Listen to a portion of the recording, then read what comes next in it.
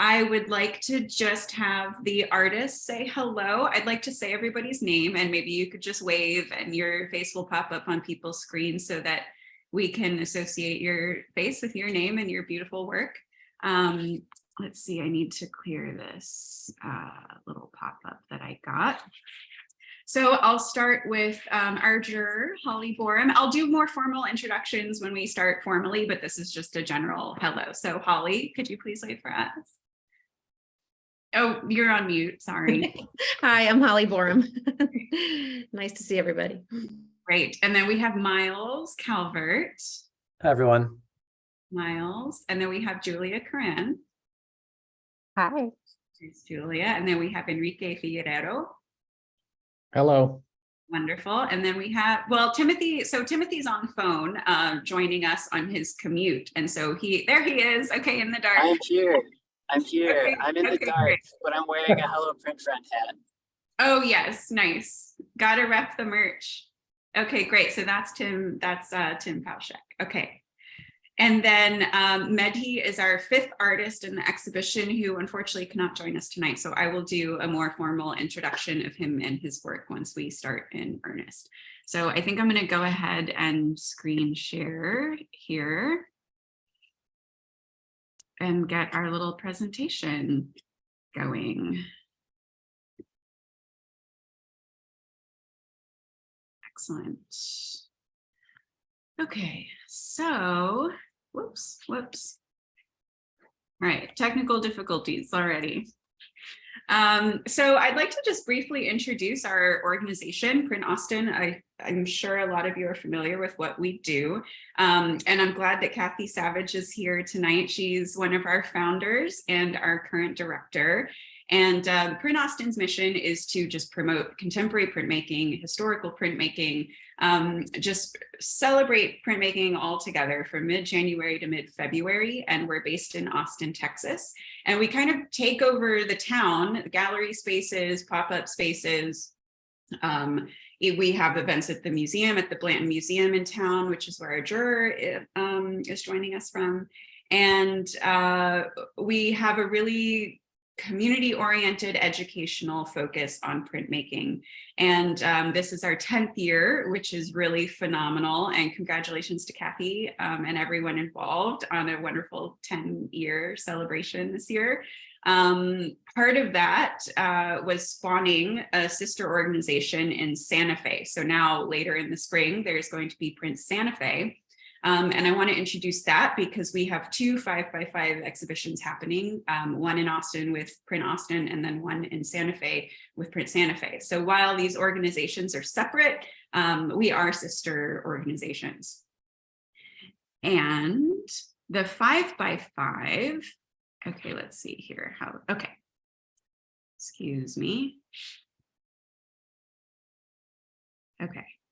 I think that's, here we go, about our exhibition. Okay, sorry, I'm a little trigger happy on the buttons. So, and I want to see if I can move my little screen here. So this exhibition is really interesting. It started during COVID because we needed to transition to some online programming. So this 5x5 exhibition, we invite artists from all over the country to submit 5 works. And then those are juried blind by our jurors who only see the images and choose the artist based on the strength of those collective 5 pieces that they have submitted. And so then we choose 5 artists, thus the 5x5. And this exhibition is happening at the wonderful Lincoln Pin Gallery on East 6th Street. If you're in town for Print Austin or if you're local, please go by to see it. It's a really phenomenal exhibition. And I have the pleasure of curating works from Holly's selections into the exhibition and did the installation, and everything just looks really, really beautiful. So there's some text there, additional text that I'm not going to read out, but there's some information there on the Santa Fe exhibition as well.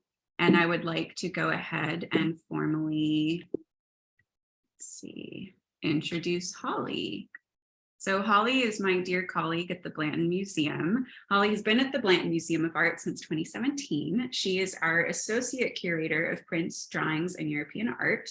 Her exhibitions include Fantastically French, Design and Architecture in 16th to 18th century prints, After Michelangelo, Past Picasso, Leo Steinberg's Library of Prints, and there's a forthcoming catalog on that exhibition, which is going to be fantastic, so stay tuned for that. And Copies, Fates, and Reproductions, Printmaking in the Renaissance, which was also a phenomenal exhibition. Holly earned her PhD in Art and Archaeology from Princeton University and is a member of the Print Council of America.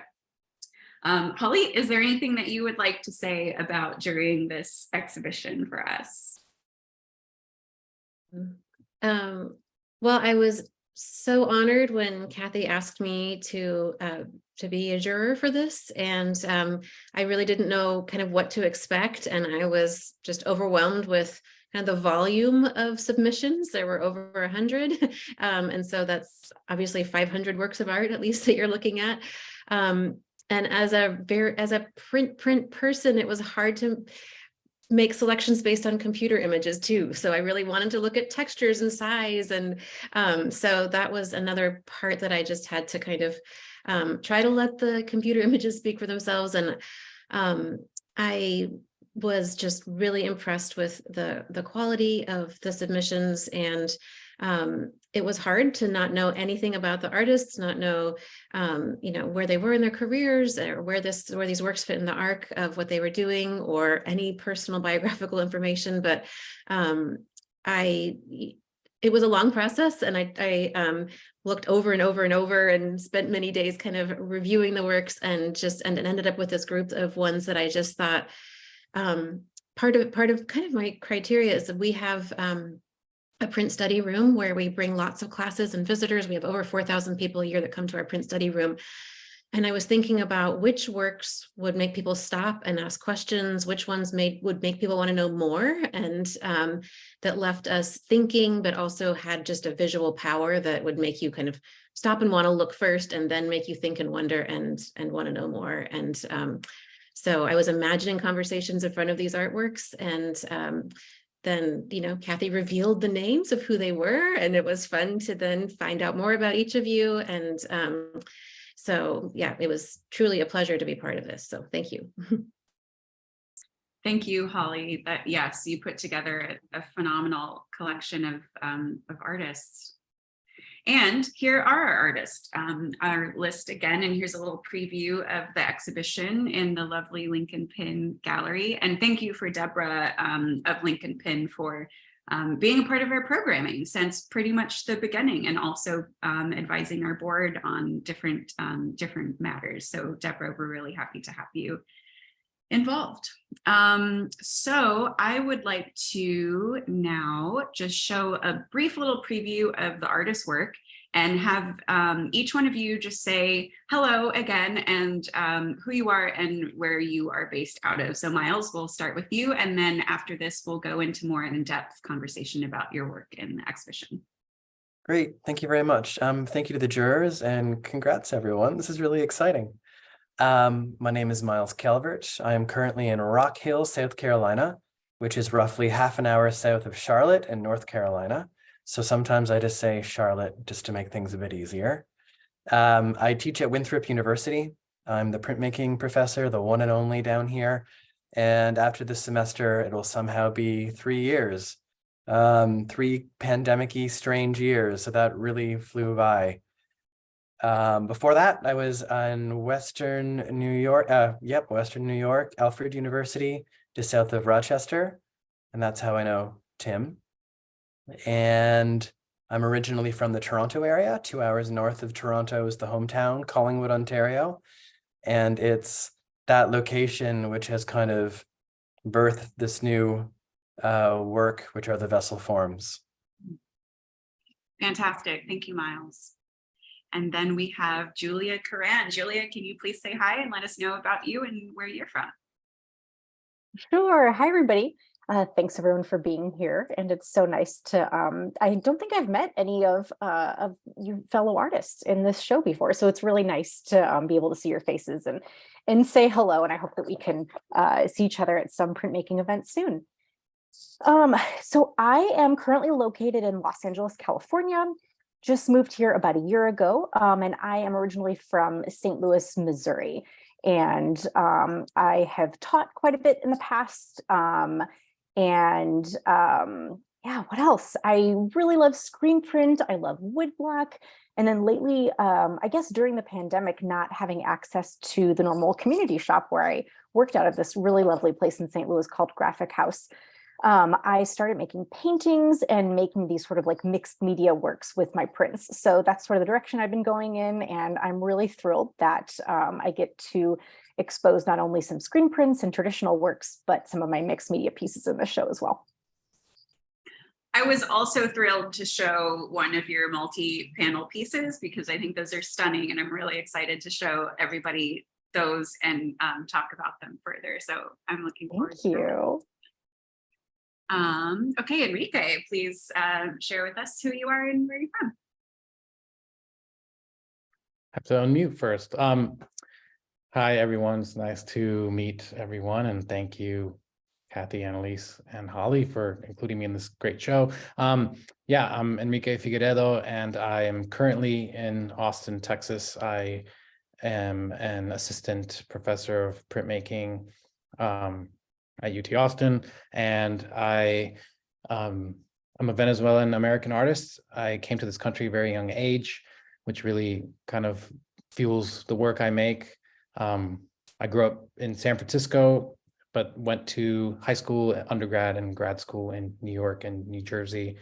I work primarily with woodcut relief, but I bring my woodcuts outside. I'm really interested in interacting with public spaces and woodblock printing outside and frottage, and yeah. That's fantastic, Enrique. I was really excited to see a lot of your outdoor public arts projects, and yeah, I'm hoping we get to speak about those as well. Great. So Mehdi, since Mehdi is unable to join us, I'm going to briefly introduce him and his practice.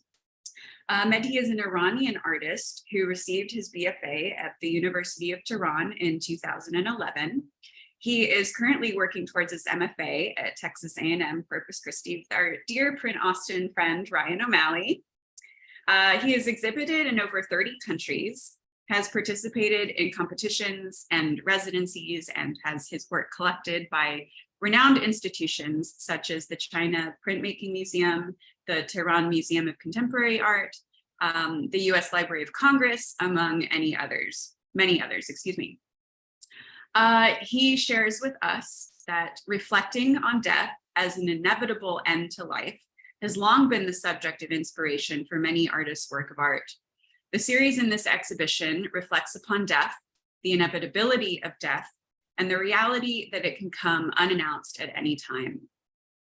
Mehdi's works are mesotints, which is a mechanical, very laborious process where one creates a burr on the plate and then scrapes and burnishes that burr back down in order to pull the highlights from a black background. There is a really inherent creation and destruction in this process that really relates very naturally to the subject matter of death and destruction of life. And Mehdi shares that this reductive process is a good reflection of the way that I look at life and what is most essential.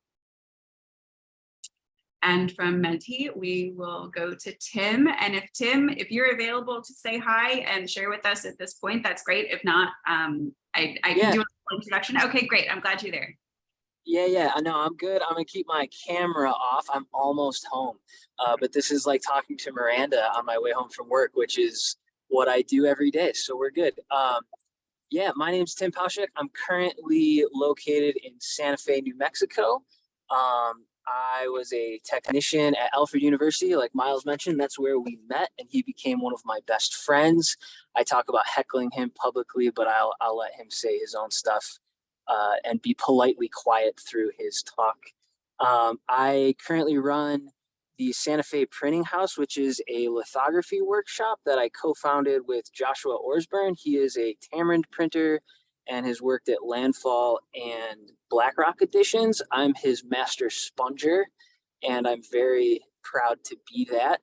I'm also a secret agent, but if you want to know what I actually mean by that, to pay the bills, you can look at my LinkedIn. That'll be a fun little research project for anyone who wants to know what I print to pay the bills. So that's me. Such intrigue. You know, Joshua and I went to school at UT together. We had some print classes together. And I've really enjoyed following his progression in the Santa Fe print world, and thrilled about your new endeavor together. That's super exciting, Tim. Okay, so from here,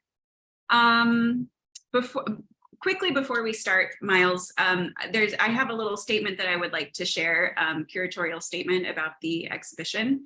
And one thing that was so exciting to me about the show was all of the print processes that are represented. You know, we have lithography, we have woodcut, we have screen print, etching, mezzotint, we have frottage, which is one of the most accessible, I think, forms of printmaking. And then we have mixed media. And the imagery is really varied. We have objects, we have places, we have figurative work, we have incredible color work, and we have black and white work. And so this is a really, really diverse exhibition, which I think is exciting. And as I was installing the show and laying work out, I began to see connections of a really deep humanity within all of these pieces, from the domestic objects that we're going to start with in Miles's work, and then we'll end in Tim's work, also of domestic objects. These represent memory and memento. And we have figurative work and the cycles of life. We have birth, death, growth. These are present in Menti's work and Julia's work. There are also the places that humans inhabit and have participated in ceremony and spirituality. Enrique, we see this in your work. So this is a really beautiful realization that I got to enjoy as I was working with your selections, Holly, and with all of your pieces, and that was really enjoyable. So I want to thank you all again for that. And so Miles, starting with you. So we see these domestic objects, specifically ottomans, and very quickly I will switch to this next slide, also vessels. So there's a really hominess and playfulness in your work, in your mark making, in the repetition, in the color. And I read that you like to play with ideas of comfort and also color theory. And one thing that was so lovely about your work, flipping back here, is the harmonious color and how pleasing and precise it is. And I was reading about your work that you like to use objects and color to play with ideas of memory and emotion. And there was this interesting statement about biological preference for color as well, and how those things are usually kind of taught to us through marketing and through, the way that we're influenced as we're being raised, media trends and the like. And then, seeing these ottomans and these vessels, there's some other interesting ideas there that you speak about. These are very kind of practical objects, that people have in their homes, maybe not to such an ornamental degree, but, we have footstools and we have pictures, but then the objects in your work are very ornamental, which leans to this idea of luxury, and luxury leads to the human desire for luxury. And you speak about this as well. So I'd love to hear you talk to us more about this series and the exhibition. You did a great job. Please continue. Oh. Excellent. Thank you very much. I'm tired now. I got to tap out. It's interesting because this idea of making a print that looks opulent, that has layers that are pushed and details that are pushed, and even a scale or a precision, that's what I seem to gravitate to. And it's got to be some type of self-harming situation. Like, why can't I just do a one color screen print? Why does it have to be 27? Why does it have to be chincoulade and then embossed? So I like to take a form that is really, really basic, like utilitarian structure, like a very, very basic vessel that could hold water. And then I'll push it through the technique, through color, through process, and really make it over the top, opulent and excessive, to the point where you may not want to use it at all anymore. And you may just want to adorn it and have it on the shelf. So I know I've been heavily, heavily affected by previous jobs, by living in the UK and working at Selfridges for Ralph Lauren for a few years. Like, everyone should work in high-end retail. Everyone, for at least 1 year. You learn so much about yourself, and you also really respect other people. You know how you want to be treated. So I would be surrounded by all these objects that people just wanted consumerism. But then I keep going back to these shapes and these forms that are universally recognizable. Like, that's really important to me as well. I want objects that when you see it, you know what it is. So that's why it's a footstool, it's a vessel, it's a wooden spoon, it's a toaster. It's something that's familiar. So I may print the same thing, and I do, over and over and over again, and I'll switch up the medium to talk about the preciousness of it. So a screen print versus a smaller etching, for example, or a Chincolet lithograph fused into BFK or Somerset satin or something. I'm definitely a paper pimp. I love my papers. I can't get enough of them. And then I'll switch the colors again. So I'll print them in colors that are currently trendy, and then I'll do a throwback with the exact same image in a different color palette to hopefully kind of tease out those ideas of romanticism, where you're experiencing an individual experience that is different from everyone else. So I like that I can change a color in an image to get a very different response depending on who the person is, what their background is, and what their experience has been to date. Onward, more? Well, first of all, you sound like a printmaker's printmaker, like loving to layer processes and play with paper. And yeah, I agree with you that color is so interesting in the way that it influences us and the way that we read objects, and plays with our emotions. And I read this interesting thing just the other day. I'm sure you're familiar with this, but like the traditional pink is girl, blue is boy.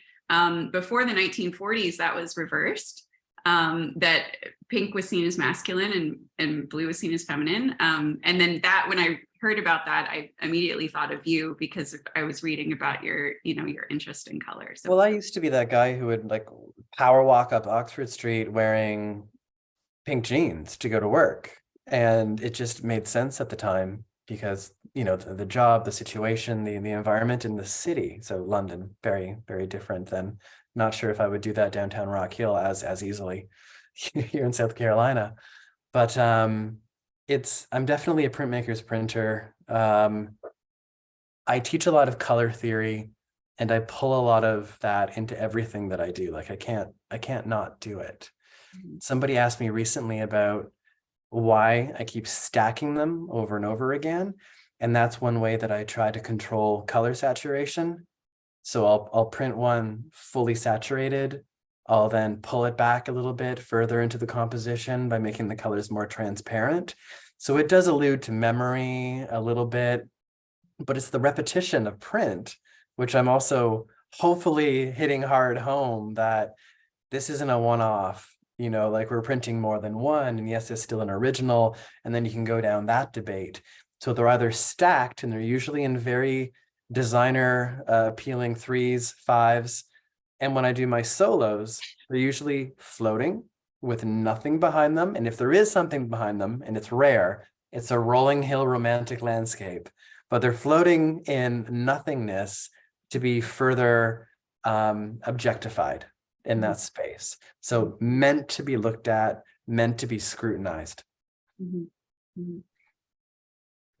Miles, I was curious about the process for these ones here, and I'm not a printmaker, though I've had lots of conversations with printmakers, and I try my best to make sure I understand the processes, but to have each of those colors, I don't know if you're using zinc plates or if you're using stones, but how many plates or stones are you layering? For example, on the one on the left. So the one on the left, these were both produced when I had that amazing summer residency at the Tamarind 2 summers ago, where, you know, the dream, one of the boxes were ticked off of the wish list for print things. So yeah, it was a plate lithograph. I did a little itsy bitsy drawing on a piece of frosted mylar and then scanned it at super high resolution, blew it up to the scale that it is now. So you've got the detail layer, which is kind of like a granulated zoom in of the pencil texture. And then behind it, it is just the same flat positive printed twice with a gradient in different directions. So there's a gradient from top to bottom and then from left to right over itself. And then I lied, there's another one in there. So the two flats of two gradients, and then the little kind of greeny gray for the foliage. And then over top of that, the purpley. But there's a gradient on a gradient on a gradient on a gradient. Because I like gradients and I can't get away from them. And I like that, how was this done kind of feeling a little bit. So after getting excited about that one, I'm like, well, let's just do it again. So the image on the right, a gradient top to bottom on all three sections, and then one gradient for the details over top of the whole thing. So that was also printed in greens, so like minty greens and money green colors. So I'm always doing that with my screen prints. So I was really excited that I could control it more with the lithographic process. You know, my ink isn't flying all over the place like it is in screen print land. So it was a really, really fun experience to be getting that precise and that detailed with colors and details and printing, you know, on that mecca of an institution, using beautiful Cranfield oil-based inks, which, come on, it was heaven for a month and it destroyed me and I would do it again. Yeah, that sounds like a dream. And yeah, you have a masterful sense of color and layering and like I said, printmakers prints. And speaking of masterful color and screen prints, this is a good segue into Julia, your work. So I'm sorry about the buttons here. They seem to have a mind of their own. So please bear with me as I'm transitioning between slides and not doing a great job of it. So Julia, like I said, use color in a really lovely and precise way. And your works in this show are very bright. They're really attention grabbing. The colors that you use are inviting and they're cheery, and because they're figurative, you know, they tend to stand out and draw people in. And then upon closer inspection, we see, you know, some tougher elements here. We see decay and death and birth and, you know, this recycling of organic materials, and often due to the nature of your subject matter, bodies that are pretty explicit. And there's also this really strong sense of femininity and womanhood in this series, which of course involves this reality of women's bodies and breasts and breastfeeding. And, you know, I know that you speak of Mother Nature, and, you know, the term Mother Nature appears in some of your subject titles. And then also switching to Right Quick, what we talked about before, these beautiful multi-panel pieces that open to the viewer. I would like to show the face of this one. So this panel, this is 3 panels that is, you know, collage material. I'm not going to speak too much about this because I would like you to do that. But there's also this real sense of femininity just in this object, you know, this idea of opening and, you know, seeing the world inside and entering, you know, these worlds that you create. So I would love to start wherever you would like to start talking about these works. Sure. Thank you so much for such a lovely introductory discussion of my work. Yeah, so I guess to address color first, you know, Miles, you were talking about loving gradients. So I put that in the chat, like I'm a huge fan of gradients, of rainbow rolls and split fountains and screen print and woodblock prints. And so I worked for Tom Huck for a long time. He's one of my #1 beloved mentors. And the way that he talked about this with me in my work is calling the way that I use color a visual hook. And what that is that's something that kind of draws the viewer in. You're kind of hooked, into the work. And then you see the work and you're like, oh, Jesus, what am I looking at? But then once you're there, you're already there and there's nothing you can do. So that's really what I'm going for in my use of color. And also I just, I have a lot of fun in my studio. There's really no point in doing all of this to ourselves as artists if we're not having fun. So part of the way I have fun is with color. When I'm screen printing, I have music playing.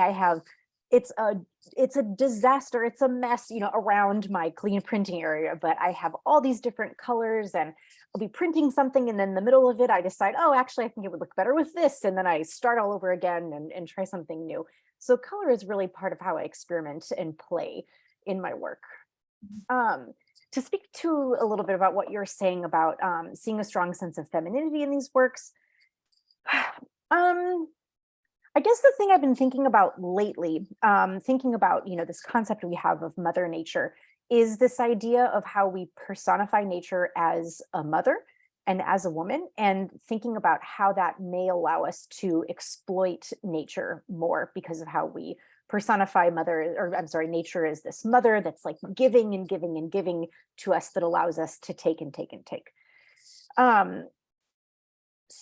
So I do, the figures are definitely feminine and on the feminine side. And what I'm thinking about in these recent works is this idea of Mother Nature, but as a non-benevolent and sort of mischievous monster who lives underground and is perpetuating these cycles of life and death and life again. And this piece in particular, I think that there's also a sense of, I was just talking about this with Jamal Barber on his podcast Studios for the 5x5 exhibition. And he was like, there's a sense of like aggression and aggressiveness in your work. And so I'm really thinking about how to sort of like balance those two as well, like a sense of femininity, but also, I guess, a sense of aggression, or, a trait that would be considered masculine, if you will. And so here in this piece, for instance, the title really personifies that. It's called Memento Mori for Evil Men. One day you too will die, she will eat you, and then shit out your bones. And so what we're seeing here is you see this this underground Mother Nature figure who is eating these little people, and you see the people going through her digestive system and being shot out as bones, basically. So I feel it's like we're on this this Zoom talk, and I'm talking about I'm saying curse words and talking about abject things, but that's the reality of our bodies, right? We're, and thinking of femininity as well, we're often presented with the feminine form and in bodies in general as these like glossy, hairless, magazine, whatever, photoshopped figures. But in reality, our bodies are unruly and abject and, and also wonderful. Yeah, and I know too, you were explaining to us that you started doing these during the pandemic, and as a way to keep your practice going when we couldn't access print shops, right? And then I know too, you've been doing a lot of residencies where I think you have been working on these as well and continuing these. If you'd like to tell us anything about that and like where you hope this series goes. Yeah, absolutely. I've gotten really lucky in the past couple of summers. I've done a couple of different residencies. Tongue River residency in Wyoming, Gentel residency also in Wyoming, and then Wasaic Project in New York. And all three of these residencies are in really amazing, gorgeous rural areas with great landscapes. And so this piece actually started in Wyoming last summer, and was really inspired by the mountain ranges there, and really thinking about some of these processes that I'm talking about and getting to see them up close. And so, for example, we had in Tongue River, we had this beautiful cabin that we were staying in, my husband and I, And there was like this really lovely herd of deer that lived in the garden, and they'd be eating their little grass lunch every day, and we, hang out and say hi to them. But then also one of them died and was rotting in the garden for a while as well. And that's kind of part of it. So getting to see all of that, up close and personal at these residencies has been, a big part of this body of work. Mm-hmm. Well, thank you, Julia. Does anybody? I just want to interject and say, Julia, I love how you described this, like the hook of the color and then the, oh my gosh, about the image, because that's actually the reaction that I had. I was imagining these in the study room, in our print study room, and I would totally see students gravitating towards them and then going like, ooh, but loving the little bit of macabre element. So I was gratified, or you should be gratified that exactly what you're going for is the effect that it had on me. And I think that's what made them so compelling. And I imagined them really speaking to a wide range of audiences. So good job. Thank you for not letting me end on a note about a rotting deer corpse at a residency. I appreciate that save. And I also just wanted to mention one more thing that's related to print study rooms, is that I am really interested in these anatomical books from, as far back as like the 14 and 1500s that I've gotten to see in various print studies rooms. So like a textbook by Vesalius that has these really amazing woodcut illustrations that actually have parts you can fold back, different etchings, and yeah, so I'm definitely tapping into that history of print as well. A note on that, if anyone is interested in seeing that in practice in Julia's work, we do, while it's not included on the slideshow here, we did use an image of her woodcut that has those little windows that open to the interior of the body. It's in the promo image for the talk, so you're welcome to look there. You can also go to the link and pin page, or just come see the show in person if you can. And then from here, Enrique, totally opposite. No color, no people. So, I really love the quietness of your work, the stillness and the balance. And, these are missions and churches. And, I see dates ranging from the 1700s to the mid 1900s in the media lines. And I also noticed that, people are absent from these pieces, and, people are not interacting with these spaces. And so, I started to wonder, before I was reading more about them, are these monuments, are they uninhabited? And then I really love the way that the stillness of these places is contrasted by this really kinetic mark making of your frottage rubbings. And I think that that's such a strong mark of like human interaction with a place and a way to take a memento from a place. And then, we also see here, you have text in one, and then you have these markings that were made from a beetle on another. And so I love that you are making a record of the way these places are interacted with, either by human hand, by flora or fauna, by the beetles. And I think it creates a really interesting relationship of documentation. I went to your website to try to learn more about these, so I wasn't just making stuff up to speak to you about. And then I was it was pleasant to see your public arts projects too that involve frottage, and you spoke to us a little bit about your interest in printmaking on the streets and taking artwork outside. And I would love to hear more about this series, and then also that element in your practice, if you would share more with us about that. Yeah, for sure. Thanks for all you have just mentioned. I hope I can remember all that and steal it for a future statement. Yeah, so this project, basically, I've been living on and off in New Mexico since 2008. So I know New Mexico really well. And it all started on this trip that I took, just trying to do as much exploring and day hikes as I could.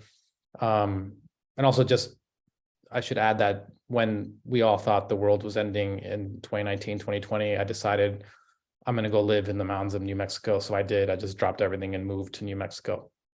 So anyway, I went on this hiking trip and I stumbled upon this national monument that's called El Morro National Monument. It's probably like 50 miles west of Albuquerque heading into Arizona. And it's just a sandstone cliff that has this natural spring, and travelers have been using it for water for, thousands of years, I'm sure. Anyway, I go on the hike, it's gorgeous. And then on my way out, the park ranger stops me and says, "Hey, I saw you didn't take a right. Did you not want to see the inscriptions?" And I said, "What inscriptions?" The inscriptions from the conquistadors. And I was like, what are you talking, So I was like, what are you talking? There's inscriptions there that are from the 16th century, right on the cliff of the sandstone. And I said, what? And so I was like, because this is like what my research is about. So I go and I walk there, and there they are, handmade, carved right into the sandstone cliff, inscriptions like the one you see there on the left. That's from 1605. And that says, actually, passed by here, Don Oñate, which was one of the first governors of New Mexico. And it just blew my mind. I was like, how is this not like common knowledge? Why isn't this more famous than Disney? Why aren't people know? Like, I didn't even know about this. I've been living here for almost 20 years. So anyway, then I started doing more research, and I started linking the inscriptions to the times when some of these missions were being built, and in the areas, surrounding areas. And then during that process, I realized that a lot of them were on indigenous land. And so I didn't want to go into those spaces and draw those structures or take photos, because it's actually not cool. So I try to find as many structures that I could that were on New Mexico state roads that were not on Pueblo land. And so these are some of those churches. And so the inscriptions don't necessarily match up with the church or the date of the mission when it was built. They're just making a commentary on what happened during the conquest of New Mexico, which is a very kind of not well known part of American history. And so I'm kind of just trying to bring light to that and to those communities in New Mexico, but also in California and Texas, and how all that affected Latin America, South America. It's all connected. So that's where the project went. And then on these hikes, I also started noticing the bark beetle inscriptions, which are made naturally on trees in New Mexico and Arizona in the Southwest. And they kill millions and millions of trees a year just by creating these abstractions, which are actually how they lay their eggs. They're actually called egg galleries. And they're all over the ground as you're taking these hikes, and they're around where the missions are. And I just thought it was just beautiful and poetic, sad and tragic. And so I thought that the inscriptions mimicked the destructive force of the bark beetles as well. And so that's how that kind of contrast started happening between the inscriptions, the bark beetle rubbings, and the missions. So they're all kind of mark making, and then using relief to create the missions themselves. I think that's how I was connecting all three. Wow. Yeah, that's a really poignant and devastating connection to a really dark history, and fascinating, because I wasn't aware of that about the Beatles, and hearing about your walks and, I can't imagine how, what the reflection must have been like at the time, the pandemic time, and just and thinking about these places and where we were as a society and the history of our land. Yeah, I'm really happy to hear you speak about these. So thank you. Yeah, thank you for sharing. Yeah. And so during that time as well, if you want me to talk about my public outdoor projects, so during that time as well, I started to think about, okay, like, how do I also contribute to this mark making that the passerby can make? The same thing can take away some art, or take away a memory, or take away something that I'm communicating, or mark I'm trying to leave. So I started to carve wood blocks of current events and drilling them outside into public spaces. And then just posting the location on Instagram, and then having people go with a piece of paper and a piece of graphite or a crayon and make a rubbing for free and take the art home. And it's just been a lot. It's been a lot of fun to do that, because it also kind of promotes free education as well. And this was all during the time where we're all on Zoom, so it kind of felt like a really positive way to get people to go outside and do something without having to socialize. And it seems like distant memory now, but yeah. So now I'm all about trying to have these conversations outdoors. So I'm trying to balance, printing in the traditional sense, like what we're looking at now, and also how to, activate these spaces outside. Enrique, did you work from photographs, or were you sketching these monument or these mission churches when you were out on your hikes? How did you translate what you were seeing onto the woodblock? Yeah, so I visited all these churches and missions in person. So I did the research and found where they were. A lot of them are very hard to reach places on state and county roads. And they, one of the questions was, are these monuments? They kind of are, because they're not in use, a lot of them, because they're historic sites. They're rarely open. And if they are open, it's for Easter or one of the important saints' days, but they don't have regular mass. So they do have that very stoic monument feel. So yeah, so I would take my own photos on film, black and white film.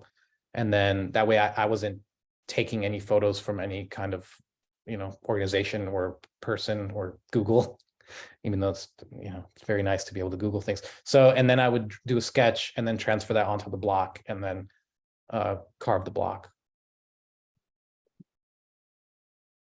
These were just so up my alley. I used to be a history teacher. I am drawn always to black and white through print. Then the mixture of history and then the architecture, which wasn't, represented anywhere else in the selection. I just thought the technical proficiency of your woodblock carving and then sort of the messiness of the frittage. I loved that combination there. I just thought I found them so compelling. So, and I'll just say, Enrique regularly brings his class to the study room, and he talks about work so intelligently in front of them, and his students are really lucky to have him. He's pointing out all different types of print techniques and asking, why would you use this one? And the students are super curious, and one of my favorite groups to have in the study room there. So thank you, Enrique. Thank you, Holly. Wow.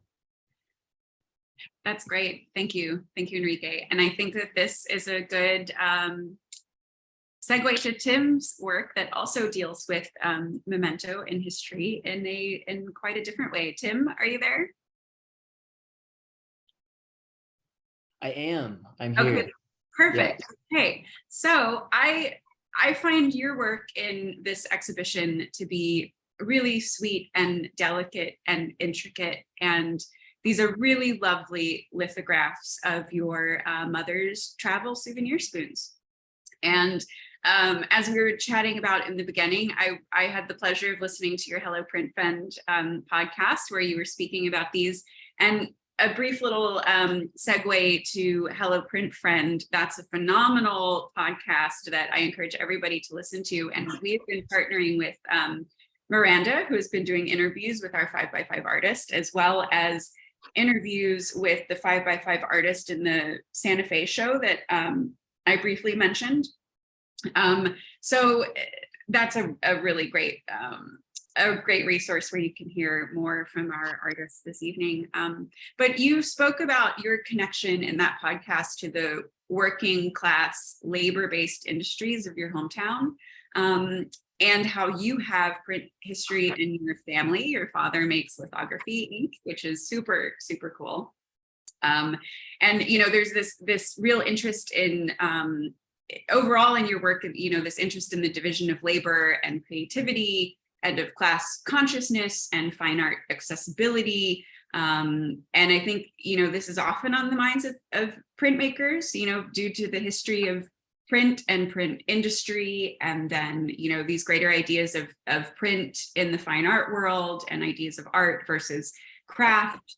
And you really address these topics with a deep understanding and also personal vulnerability with your personal objects from your collection that refer to your family and familiar history. and of your, the history of your hometown, which is of great interest to you. And so this personal aspect is very, is very endearing. And I think, we all have trinkets and mementos and familial objects, similar to these that we cherish. And it's a really lovely series, and I'd love to hear more about it. Yeah, thank you. I want to just like agree with everyone else and say like you did it.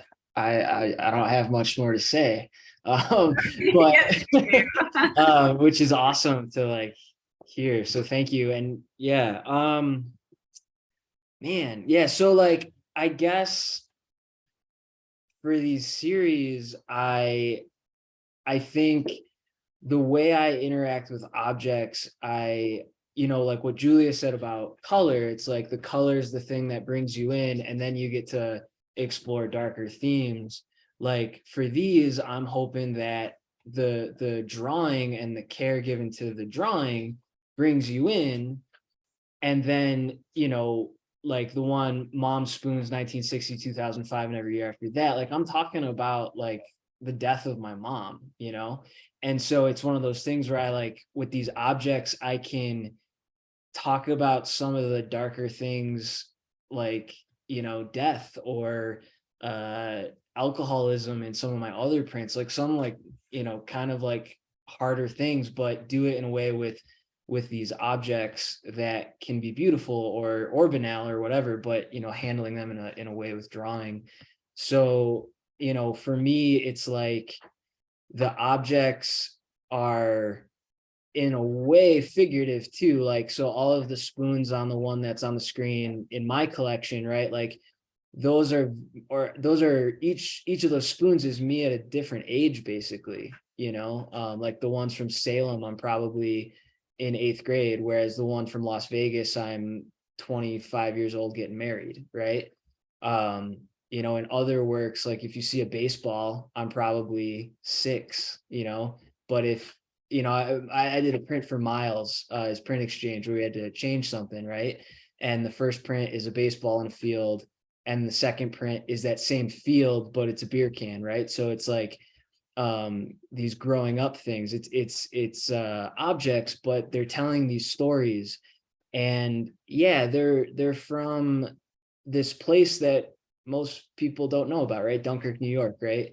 And if you listen to the podcast, there's a story about my grandfather, and he's in the army going, probably, I think he was in Korean War. And so he's like traveling across the country, and one of the people in his troop or whatever, they're ribbing him on saying like, Bob, where are you from? It's probably a hick town I never heard of. And when they get to the Rocky Mountains, I think, or somewhere where they had to switch the locomotive to get them over this like mountain pass, on the side of that locomotive, it said manufactured in Dunkirk, New York. And my grandfather looked at the guy and said, that's where I'm from. And in a way, I guess like this small little working class town that everyone's forgotten about, like I still have that thought of like, this place is important to me and it's home, and I guess when I'm making work, or at least when I'm writing about my work, I think about other small towns, right? Like I'll think about like Gary, Indiana, where it's that gets hit pretty hard economically, right? But there's probably a kid out there from Gary, Indiana, who grew up, who's kind of like me, who's got these stories, and I think that's important not to forget about that stuff. Yeah, so I guess that's what all of my work is about. It's these stories of home, of places and people, and maybe they're not grand, but they matter still. Yeah.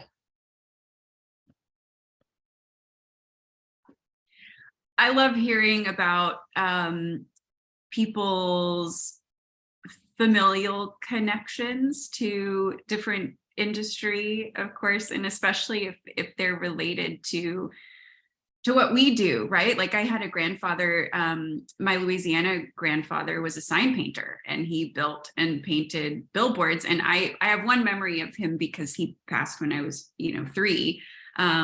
But I think about him often, and the work he did building and painting billboards.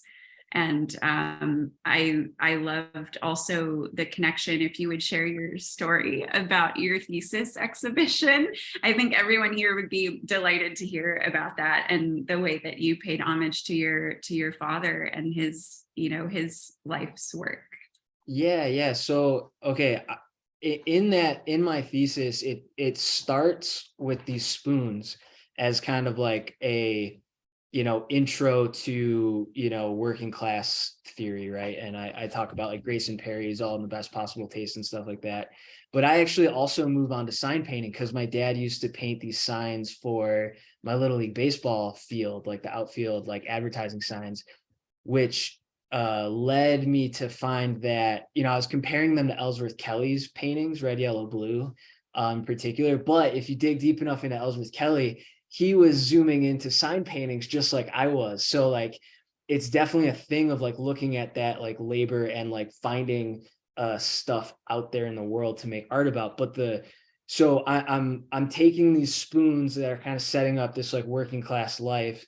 And then I'm like, well, I learned more about making art from my dad, watching him paint these signs, right? Like he would use a projector to like blow things up, and he would, just like using stencils and things like that. And I used all of that in my applications to graduate school, to Tamarind in graduate school. And I was like, man, I'm using all of these skills that I learned from my dad. Why isn't he as important as Ellsworth Kelly, right? Like I'm like, because he means more to me than Ellsworth Kelly does. So I'm like, why? And so I made these paintings that he did, kind of representation. But I realized like, well, when I show these things, my name's still on the wall, right? And so like everyone comes up to me and is like, Tim, like these are amazing artworks that you did, and no one recognizes my dad. I'm like, damn it, like I'm not doing the thing that I want to do yet. And I was gonna make these prints of his shirts, his work shirts that are splattered in litho ink, and they were gonna kind of look like these Ann Hamilton pieces. But then I was kind of like thinking about that. I'm like, well, these are still gonna get hung up on the wall with my name, blah blah blah, and everyone's say, Tim, you're an artist, blah, yeah, whatever. And so what I did instead was I thought about Duchamp, and because like my biggest influences in art are the things that piss me off, like color fields and Duchamp's toilet and the black square. And so I end up using them the most in my art rather than things I like really like enjoy looking at. Like I don't paint like Turner. I love Turner. Don't paint like Turner. I do Ellsworth Kelly stuff instead. And so I started thinking about this, like, well, if Duchamp can put a toilet in a gallery and call it art, why don't I act as a curator and put my dad in a gallery and call him an artist? And so I took the shirts and I stretched them over these stretcher bars. And, cotton is, basically it's a fiber, it's like canvas. And oil-based ink is basically paint. It's just been, the acid and the oil has been cooked out so it won't eat the paper. So same there. And so I started playing with these things of like, well, if we just like talk about these things differently, if I stretch these shirts over stretcher bars and I hang them up on the wall, they're oil paintings on a canvas. And if I put my dad's name on the gallery wall, he's an artist, and boom, we're done. And so I was like, okay, like, dad gets an MFA. Like I don't even, I was like, he gets one because I want him to have this like thing because he's important to me. So I guess like, yeah, that's the graduate school line where it's like, yeah, like I put my dad's work shirts in a gallery for my final show, and I didn't even make any work for that.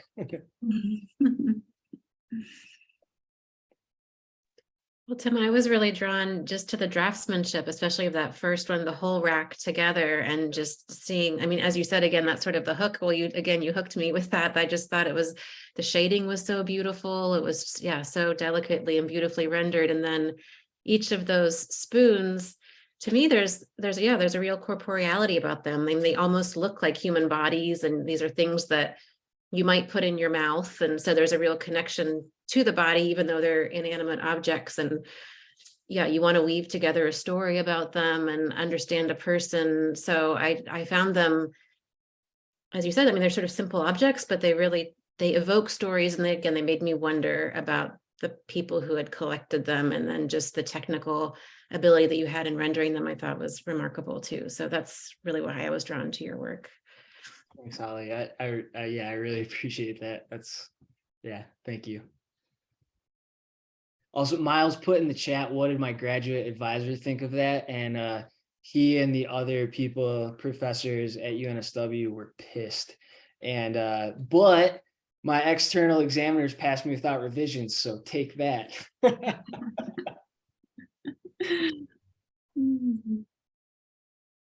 Oh, also, I think Gregory Santos is on the call, and he freaked me out because I drew that litho and he was like, I bet you're afraid to etch that. And I was like, well, I wasn't until you said anything. But it turned out okay. And yeah, Gregory Santos has an amazing litho project also, where he sends litho stones in the mail to artists, and then they're shipped back, and he prints them and publishes them. And he's been showing the series that he started a few years ago. So I would recommend everybody look into that, because talk about innovations in contemporary printmaking and publishing. That's a big, exciting one. So I'm glad you mentioned him being on the call, Tim. And then from here, I think we'll thank our supporters, and I'll talk quickly about a great event that we have coming up. Here's our fine print. Thank you, of course, again to Lincoln Penn and Deborah, and just being such a wonderful supporter of Print Austin and letting us take over your space this time of year. And then this weekend, our Print Austin Festival really culminates in this print fair. This year we have, I think, like 60 or 67 booths. We have an insane amount of artists coming from all over the country to show their prints and sell prints. So please go and buy prints from living artists. There's a big opening event called the Printmakers Ball from 7 to 10 on Friday night. There's a $20 donation at the door, and it's a masquerade ball, so feel free to dress up and get wild and come party with a bunch of printmakers. The other events happening that weekend, it's free and open to the public, and you can find more information on that on the Print Austin Instagram and the Print Austin website, which is printaustin.org. And at this point, I will release us from screen sharing and open it up if anybody would like to chit chat, and if anybody has any other questions. And at this time, please excuse me, I had something come up and I need to hop off online, but it was a pleasure speaking with all of you, and thank you for joining us. And I'll let you all have a good evening. Thanks, Annalise. Thanks, Annalise. Absolutely.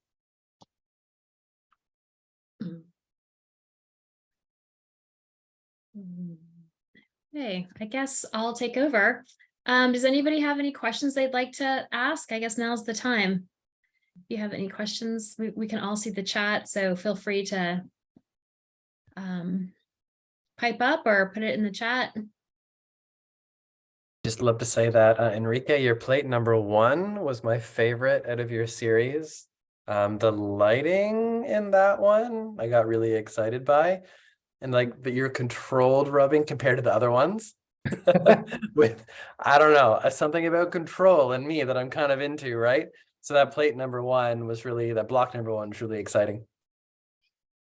Oh, thank you. Yeah, with the rubbings, especially when the words get so small, you have to like be really careful or else they fill in.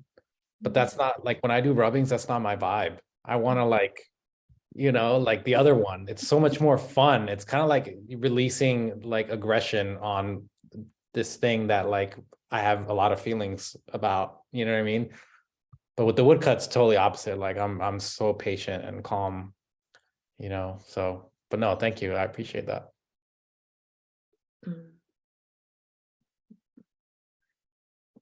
So I'm curious, actually, for those of you that made it into the show,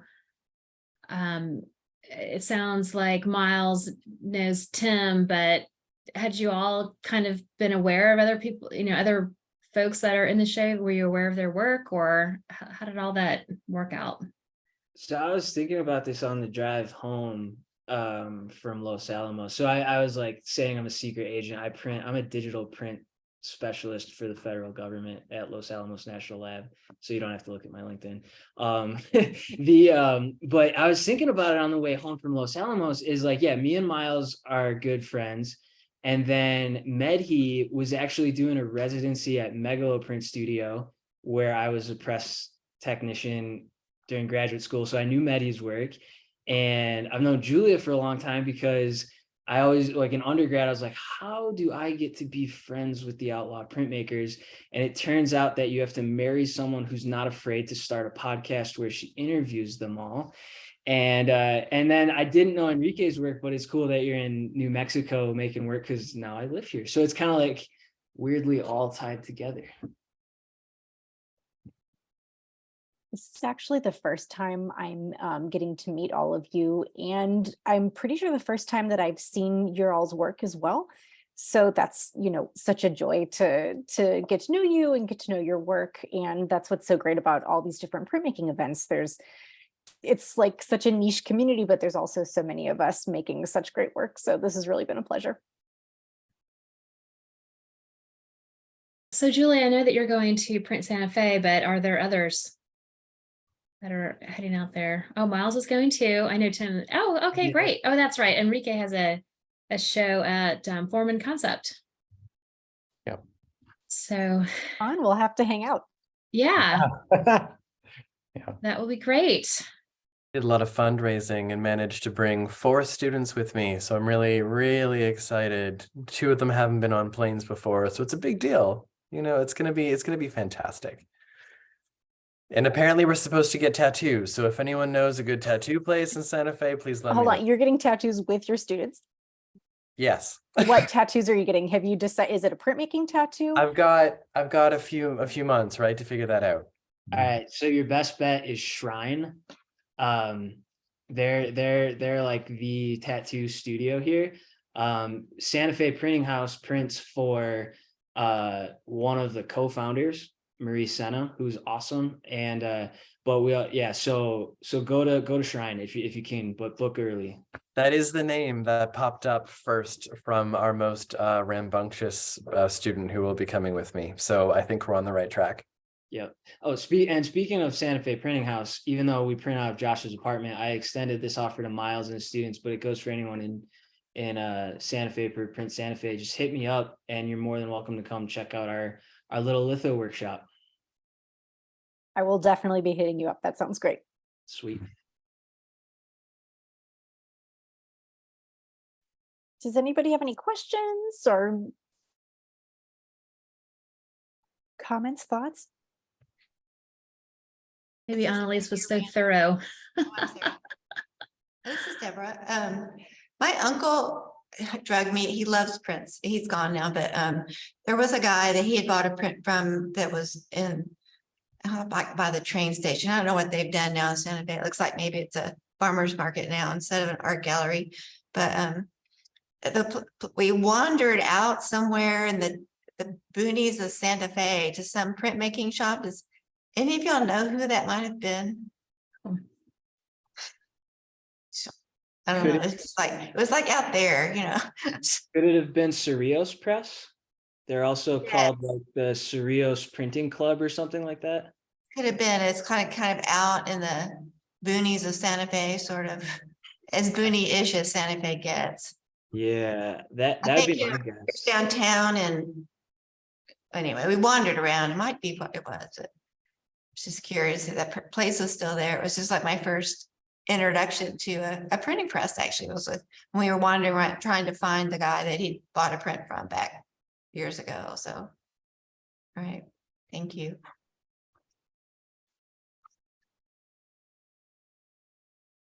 All right, well, it seems like we're pretty done here. I guess just to remind everybody, Print Expo is this weekend, and Hello Print Friend will be doing some live broadcasting. And so Tim will be here too. That'll be fun. And Enrique has a booth. So that's wonderful. And So if you can't be at Print Expo in person, definitely check out Hello Print Friends Instagram feed so that you can kind of see what the atmosphere is like and all the fun we'll be having. And maybe you can come next time. Okay, great. Well, thank you, everybody. I guess it's time to say goodbye. Yes, thank you, everyone. Thanks everybody for coming. Thank you.